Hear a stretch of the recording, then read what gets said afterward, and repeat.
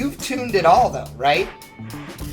Yeah, I've tuned pretty much everything. I'm just like most engine builders, I would say, of my age. We didn't all start doing turbos because in my early years, turbos were kind of a rarity, Right. and back then you had, everybody had nitrous, and that's pretty much all there was. Occasionally you'd see, blown alcohol stuff, but nitrous was commonplace. So if you didn't know how to work that a little bit, you weren't really doing much.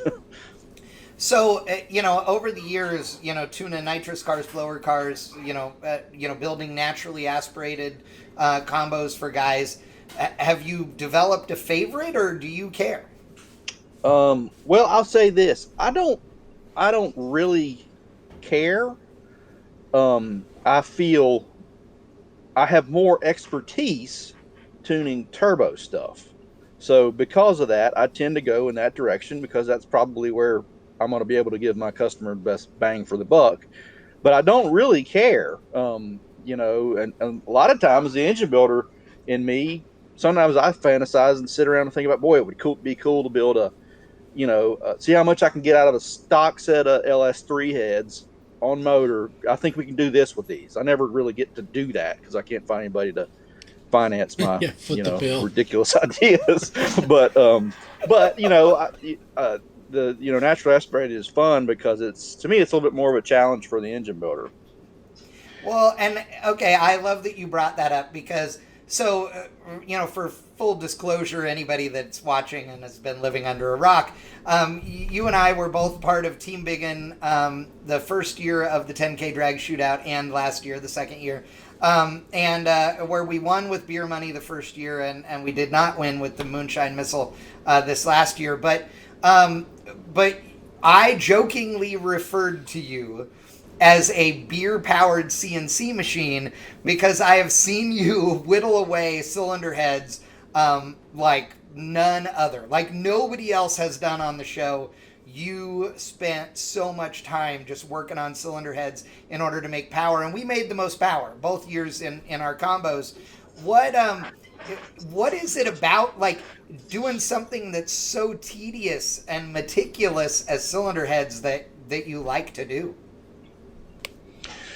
Well, when I started out, I kind of started out as I considered myself a cylinder head guy, right? Because back then, let's say when you're talking about nitrous or whatever, as everybody knows, the cylinder head is where you get all your power from. So one of the first machines I ever bought was a JKM flow bench. And it's an excellent machine, and that's where I got my start. I would take a set of Ford heads back in the day and just experiment. And I tell people for the first 10 years of my career, I rode that thing around all day, every day, 12 hours plus a day, literally, right. And to the point now where I don't really ever flow heads anymore I guess for multiple reasons, but partly because I know the overriding principle of how the thing works, and I kind of know what I want to do, right?